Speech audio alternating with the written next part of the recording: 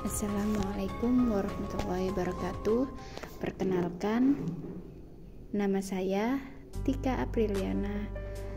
NIM saya 12630521241 dari Prodi Bahasa dan Sastra Arab Fakultas Usuluddin Adab dan Dakwah Universitas Islam Negeri Sayyid Ali Rahmatullah Tulungagung.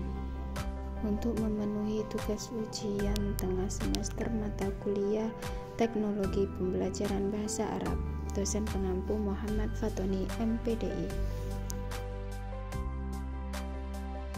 Materi pembahasan, saya akan menjelaskan tentang landasan teori belajar. Landasan teori belajar, teori-teori belajar itu sangatlah bermanfaat bagi seorang pendidik dalam mempertimbangkan berbagai teori dalam mengajar.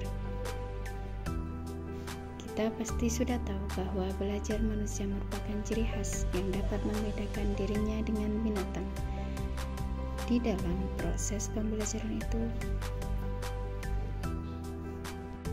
perlu kalian pahami ada beberapa teori dalam belajar gunanya untuk memberikan pemahaman ataupun arahan agar dapat tercipta proses belajar yang baik dan benar. Di antara teori belajar yakni yang pertama ada teori behaviorisme, merupakan teori yang menekankan pada terbentuknya perilaku yang tampak sebagai hasil belajar seorang peserta didik. Dalam teori behavioristik ini, model hubungan stimulus responnya yaitu peserta didik sebagai individu yang pasif menjelaskan apa saja yang diberikan oleh pendidik dan apa saja yang direspon oleh peserta didik. Semua itu harus diamati, diukur, dan tidak boleh hanya tersirat.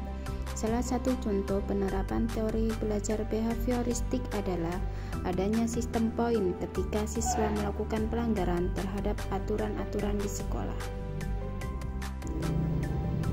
3 kondisi yang memungkinkan perubahan apa saja itu? Yang pertama, perubahan dapat terjadi apabila individu memperoleh bantuan atau bimbingan.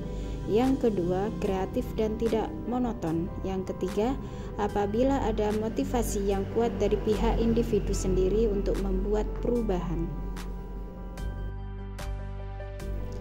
Yang kedua ada teori kognitivisme, yaitu teori belajar kognitif. Lebih tekanan pada belajar merupakan suatu proses yang terjadi dalam akal pikiran manusia. Pengaplikasian terhadap teori kognitivisme dalam pembelajaran yaitu guru harus memahami bahwa siswa bukan sebagai orang dewasa yang muda dalam proses berpikirnya. Anak usia prasekolah dan awal sekolah dasar belajar menggunakan benda-benda konkret. Keaktifan siswa sangat dipentingkan. Guru menyusun materi dengan menggunakan pola atau logika tertentu dari ke kompleks sederhana. Guru menciptakan pembelajaran yang bermakna, memperhatikan perbedaan individu siswa untuk mencapai keberhasilan siswa.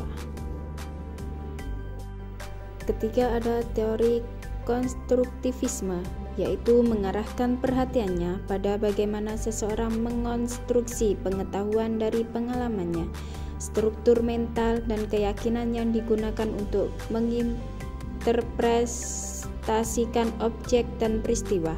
Peranan guru dalam belajar konstruktivistik adalah membantu agar proses pengetahuan oleh peserta didik berjalan lancar dan guru tidak mentransfer pengetahuan yang telah dimilikinya, melainkan membantu peserta didik untuk membentuk pengetahuannya sendiri dan menuntut untuk lebih memahami jalan pikiran atau cara pandang peserta didik dalam belajar.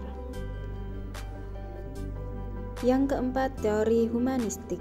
Teori belajar yang mengutamakan pada proses belajar bukan pada hasil belajar. Pengaplikasian dalam teori ini yaitu seorang pendidik atau guru memberikan motivasi belajar pada peserta didik atau murid. Pendidik juga harus dapat memahami setiap karakter peserta didik yang diampunya, dan pendidik juga harus memicu keaktifan peserta didik.